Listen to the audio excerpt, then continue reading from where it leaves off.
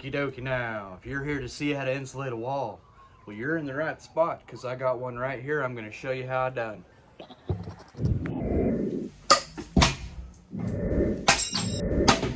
going to go to Lowe's and I'm going to measure each piece and figure out how many feet that I need of this insulation, and I will be right back to show you how to put it on. I have the pink insulation now. I got R19 and I got them in pieces that are 8 feet long, so they're not going to be quite long enough, but that's okay. I'll fill in the rest with the scraps or whatever at the end. I'll show you how I do all this, but first I put spray foam up inside all the cracks. I put spray foam inside here, which I'll have to stuff a little pink insulation in there because I didn't have quite enough. And then if you go down to the bottom, I filled in the mouse hole and I put some in different places. That's a glob that fell. If you drop some like I did, just leave it until it dries, and then you can take it and cut it after it dries. It's a lot easier that way instead of smearing it all over your hands and getting it all over everything. So, and then I filled in along back here, anywhere where there was big gaps, I filled in down here, in between the plywood right here. Basically just covering up anything that sound can get through. Bigger spots, at least you can't get every single little tiny crack, but I filled in the hole from the wire coming in right here that drops down to here. They just ran it up through the ceiling, so make sure you get everything up in the ceiling plugged as well. So now I got all that. I'm gonna go ahead and get these out and start stapling them up one at a time. Bag, and you can see they're in 8-foot pieces already ready to go. And on the sides there's some paper, there's extra paper that hangs out. Well, that's good. And you want this side, it also has extra paper sticking out, and that's to staple in along the studs. So these should be at 16 inches, these are 15 inches, and then the paper overlaps, and that's how you staple them in. All I'm doing is using this hammer stapler. They're pretty cheap. I think they're like $15 or something like that. And then I have a razor blade and scissors. The scissors are easier to cut the insulation. If you have to cut like a straight line across this way, just use the scissors and you don't have to get your hands in there. So that's a little tip for you. I'm gonna go ahead and start hanging these in, and I'll show you what this looks like.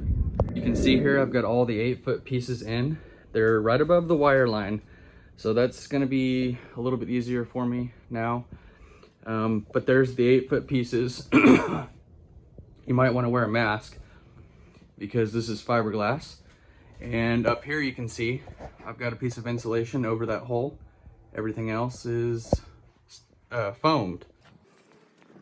Now what I'm going to do is I'm going to take the scissors, and I've already cut my first piece. You're going to want to cut the paper side first all the way, and then just cut again right through it. Makes it real easy. And I'm going to measure and cut all these pieces, and you can see how they overlap on the studs right here. This piece, the paper comes over, and I've stapled that, and then I've put this side, the paper, over that.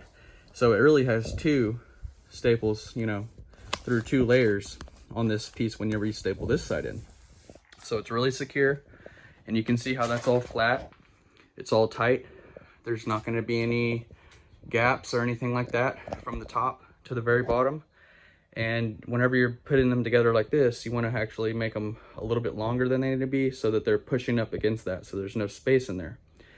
And the wires go right inside this space right here. You'll just pull it apart right in the middle, and the wires will go up through the middle of this, and you'll just set them right, bring these right down over those wires, and they'll be up in there like that. You'll have to pull it apart though.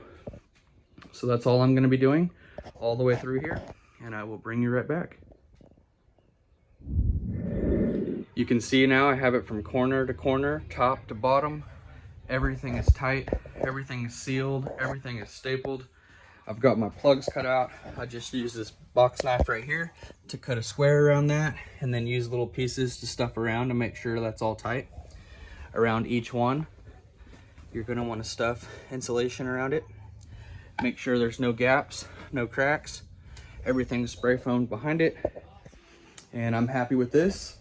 Now the only thing I have to do is, because there's a gap on the side of this, I either have to stuff pink insulation in there or use a can of spray foam, which is what I'm going to do. Top to bottom, I'm going to spray foam it on both sides. This is just cheap spray foam from Lowe's. It goes up to a 1-inch gap. They have some that goes bigger to like a 3-inch gap, but you just shake it for a couple of minutes And then you can see over here, here's that gap where the wall meets the wall. And I'm gonna spray this foam in here, just like this.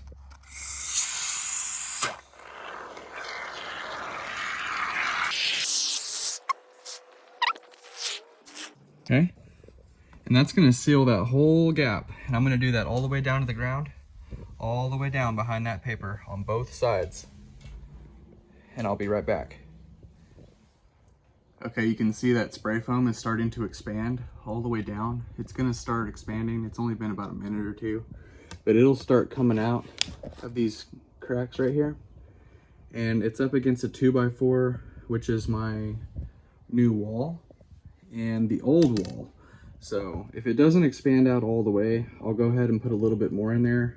In some spots, like right here, you can see it's coming out all the way over here, and it is at the top. But like right here, it's a little thin, so I'll have to go back. If it doesn't expand out, I'll go back to where I know it comes all the way out flush with this, to give it just that little bit of extra insulation and sound barrier.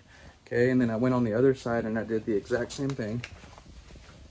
Over here, you can see it's coming out over here, all the way up. It looks like that paper's in the way, but I'm sure it's probably coming out up there. And I actually ran out down here at the bottom, so I'm gonna go back to Lowe's and get another can. Another thing you can do is put tape. They have tape that you can put, or you can put duct tape or just tape along all these seams and down these seams if you want to, but you don't have to do that. In my case, I'm not gonna do that. This looks good and I'm gonna be happy with this. I'm also gonna be putting this foam board over it and sheetrock, because it's going to be a sound barrier wall. So anyway, follow me over to that. That'll be episode 3. If you like home improvement videos, subscribe to the channel, and I'll see you next time.